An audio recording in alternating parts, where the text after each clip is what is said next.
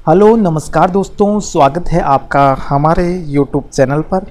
दोस्तों, इस चैनल पर हम बीएड व डीएलएड से संबंधित बहुत से टाइप के क्वेश्चंस आंसर, लेसन प्लान और जितनी भी जो आवश्यक डायरियाँ होती हैं उन सभी का मटेरियल यहाँ पर लाते रहते हैं। तो वीडियो को अंत तक देखना, और अभी तक आपने इस चैनल को सब्सक्राइब नहीं किया है तो प्लीज़ इसे सब्सक्राइब करें, क्योंकि आपके सपोर्ट की हमें बहुत ज़्यादा आवश्यकता है। तो दोस्तों, आज हम बीएड के जो भूगोल शिक्षण है उस पेपर का एक टॉपिक लेकर आए हैं, और उस पेपर के टॉपिक का नाम है भूगोल कक्ष की आवश्यकता। भूगोल कक्ष की आवश्यकता क्या होती है, यानी कि सबसे पहले हम जानेंगे भूगोल कक्ष क्या होता है, जिसको हम ज्योग्राफी रूम कहते हैं, और इसकी आवश्यकता क्या है तथा इसके महत्व क्या है। ठीक है, तो इन पे हम चर्चा करने वाले हैं। तो चलिए शुरू करते हैं इसका आंसर।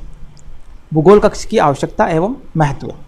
देखिए, विज्ञान विषयों के समान ही भूगोल विषय के समुचित और प्रभावोत्पादन अध्यापन के लिए, यानी कि जो साइंस है उसी की तरह हम भूगोल के सब्जेक्ट जो होता है उसका किस प्रकार से अध्ययन के अंदर प्रभाव पड़े, इसके लिए हमें क्या होती है, एक अलग कमरे की आवश्यकता होती है। और भूगोल कक्ष का तात्पर्य ऐसे कमरे से है जिसमें कि भूगोल से संबंधित वस्तुओं, सामग्री, नक्शे, चार्ट, मॉडल और अन्य उपकरणों को व्यवस्थित तरीके से रखने और उन्हें प्रयोग में ले सकने की व्यवस्था हो, उसे हम क्या कहेंगे, भूगोल कक्ष। क्या कहेंगे दोस्तों, भूगोल कक्ष। एक विशाल भूगोल कक्ष में भूगोल पुस्तकालय होता है, संग्रहालय, प्रयोगशाला तथा प्रदर्शन कक्ष की संयुक्त रूप से व्यवस्था होती है। ठीक है, सभी की क्या होती है, जो प्रदर्शन होता है उसका क्या होता है, व्यवस्था होती है। अब देखिए, एक साइंटिस्ट आते हैं जिन्होंने भूगोल कक्ष के बारे में क्या कहा, देखिए, जिसका नाम है एच.सी. बर्नार्ड। एच.सी. बर्नार्ड के अनुसार देखिए भूगोल कक्ष की आवश्यकता के बारे में इन्होंने क्या बताया है। भूगोल अध्यापन के लिए एक पृथक कक्ष का होना उतना ही वांछित है जितना कि भौतिक शास्त्र और रसायन शास्त्र के लिए एक विशिष्ट प्रयोगशाला का या किसी हस्तशिल्प के लिए एक विशिष्ट कार्यशाला का होना आवश्यक है। देखिए दोस्तों, इन्होंने क्या कहा है, जो बर्नार्ड है, सी बर्नार्ड, इन्होंने क्या कहा है कि भूगोल का जो कक्ष है वो इतना ही अलग और वांछित है जितना कि जो फिजिक्स और केमिस्ट्री की जो लैब होती है उतना ही क्या है, वांछित है। ठीक है, अब हम जानते हैं भूगोल कक्ष की आवश्यकता क्या होती है। भूगोल कक्ष की आवश्यकता क्या होती है, तो देखिए भूगोल कक्ष की आवश्यकता के बारे में बात करते हैं। उपरोक्त जो विवेचन है इनसे हमने स्पष्ट हो गया है कि भूगोल के प्रभावशाली तथा उचित शिक्षण के लिए भूगोल कक्ष उतना ही आवश्यक है जितना अन्य सभी विषयों के लिए प्रयोगशाला तथा कला के लिए कार्यशाला।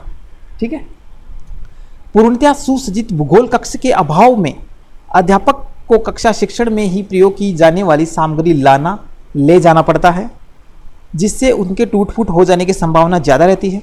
इसके अतिरिक्त इस सामग्री तथा उपकरणों को इधर उधर ले जाने में समय भी ज़्यादा लगता है और समय व्यर्थ होता है, और कई बार अध्यापक लाने ले जाने में आलस्य के कारण बिना सहायक सामग्री के ही शिक्षण कार्य करते हैं।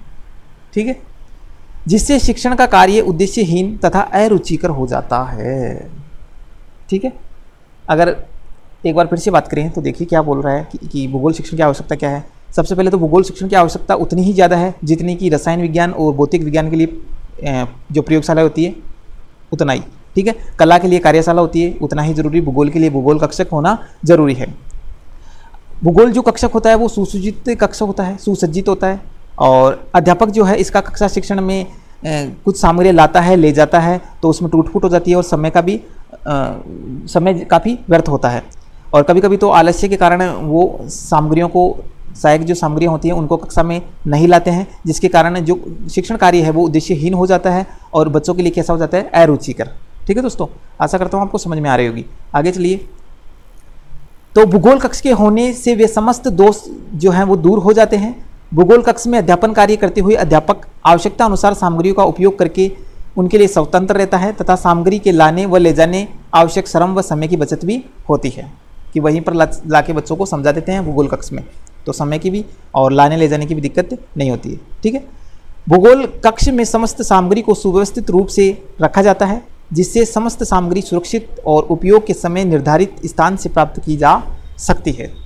ठीक है, अब हम बात करते हैं दोस्तों भूगोल कक्ष का महत्व क्या होता है, कि भूगोल कक्ष अगर विद्यालय में है तो उसका क्या महत्व है।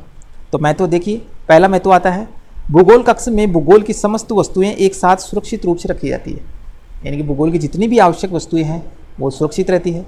दूसरा देखिए, भूगोल कक्ष के होने से अध्यापक को अध्यापन के समय सहायक सामग्री के उपयोग की सुविधा रहती है, सहायक सामग्री के उपयोग की सुविधा रहती है। तीसरा देखिए, मानचित्र, चित्र और सामग्रियों को एक स्थान से दूसरे स्थान तक लाने और ले जाने में जो टूट फूट होती है उससे बचा जा सकता है, तो ये भी महत्व है। आगे चलिए, भूगोल कक्ष में सुसज्जित भौगोलिक सहायक सामग्री उपयुक्त वातावरण बनता है जिससे भौगोलिक अध्ययन के लिए छात्र प्रेरित होते हैं। भूगोल अध्ययन के प्रति छात्रों में रुचि भी जागृत होती है। आगे चलते हैं, चित्र, मानचित्र तथा मॉडलों को देखकर छात्रों में भौगोलिक जिज्ञासाएं उत्पन्न होती है और उन्हें जानने को छात्र प्रयत्नशील रहते हैं।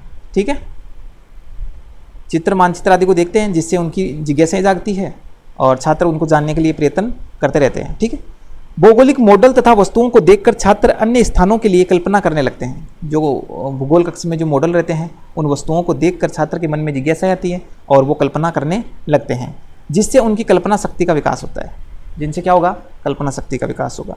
भूगोल कक्ष के भौगोलिक तथ्य स्पष्ट व रुचिकर होते हैं। भूगोल कक्ष के जो भौगोलिक तथ्य हैं वो कैसे होते हैं, स्पष्ट और रुचिकर होते हैं।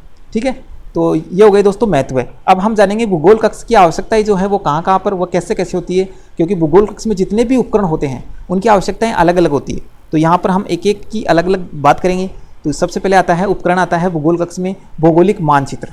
भौगोलिक मानचित्र, इसकी आवश्यकता देखिए कहाँ पड़ती है, भू आकृतियों को स्पष्ट करने में, संबंधित प्रदेशों की स्थिति से अवगत कराने के लिए भौगोलिक मानचित्र का उपयोग करते हैं। कैसे, भू आकृतियों को स्पष्ट करने में और जो संबंधित प्रदेश हैं उनकी स्थिति, कौन कहाँ कैसे स्थित है। ठीक है, फिर आता है ग्लोब, ये भी उपकरण है। तो ग्लोब के बारे में हम देखो क्या कर सकते हैं, दिन रात का पृथ्वी पर दैनिक गति के आधार पर बनना, ऋतु परिवर्तन के लिए पृथ्वी की वार्षिक गति तथा पृथ्वी का आकार आदि क्रियाओं का प्रायोगिक रूप स्पष्ट करने के लिए किसका उपयोग किया जाता है, ग्लोब का। ठीक है दोस्तों, आगे चलिए, लैंटर्न या इसको कहते हैं हम स्लाइड्स, लैंटर्न या स्लाइड्स, इसके माध्यम से देखो क्या होती है, इसकी आवश्यकता क्यों होती है। तो भू आकृतियाँ, प्राकृतिक प्रदेशों, मानव जीवन आदि से संबंधित चित्र, मानचित्रों को बड़े आकार से पर्दे पर प्रक्षेपित करके इनको स्पष्टीकरण कर किया जाता है, तो इसके लिए स्लाइड्स का उपयोग किया जाता है। फिर आता है दोस्तों एक और, एपीडीडाइस्कोप। एपीडाइस्कोप ये काफ़ी इंपॉर्टेंट क्वेश्चन दोस्तों, रीट में इसको काफ़ी बार पूछा गया है। एपीडाइस्कोप क्या होता है, तो देखिए स्लाइड्स के समान चित्र है या मानचित्र हो आदि को बड़े पर्दे पर प्रक्षेपित करने के साथ साथ आवाज़ भी आती है जिससे संबंधित चित्र या मानचित्र को और अधिक प्रभावशाली तरीके से स्पष्ट करने में सहायता मिलती है। ठीक है दोस्तों, आगे बात करते हैं हम मॉडल।